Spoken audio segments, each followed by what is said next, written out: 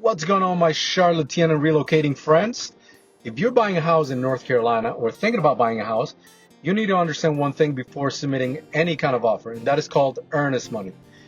If you don't understand how earnest money works, this could put thousands of dollars at risk. I'm Paul Gomez, and I've been a real estate agent in Charlotte for almost 10 years, so let me break this down for you guys. Earnest money is a deposit that you as the buyer submit with your offer to show the seller you're serious about buying their home. Think of it as a good faith deposit. It tells the seller you're committed and not just testing the market. In Charlotte and really in North Carolina, that money is typically held in a trust account by the closing attorney or real estate firm until the closing day arrives. Now, here's the good part. Earnest money is not an extra fee. If you move forward with the purchase, that money is credited back to you at closing and applied towards your down payment or closing cost, which is amazing. But here's where a lot of buyers get confused and where things could potentially go wrong. The earnest money can potentially be at risk depending on how you structure the contract. So we have here in North Carolina a due diligence period which works in tandem with the earnest money deposit. The due diligence period is a protection period where you can do inspections and you do a lot of homework for the property.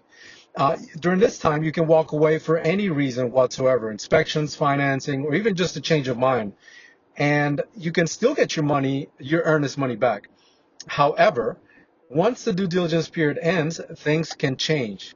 If you back out after that period of time for any reason that is not protected under the contract, the seller may be entitled to keep your earnest money.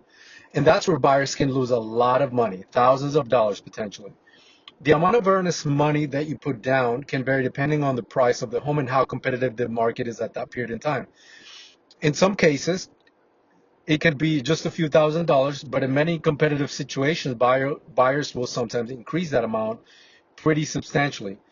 I have been able to, in some cases, do zero earnest money or very little for my clients and still win contracts. And yes, of course, earnest money, the higher you go, the better it looks to a potential seller of the property that you're going to be buying. But it's a balancing act, and you want to be competitive and also protect your money. That's why understanding this is so very important before obligating yourself to any contract whatsoever. So if you plan to buy a house here in Charlotte and you want to make sure you structure this properly, DM me or put something in the comments that said send buyer, and I'll send you a guide as to how to navigate this. Follow me, and I look forward to talking to you. Thanks.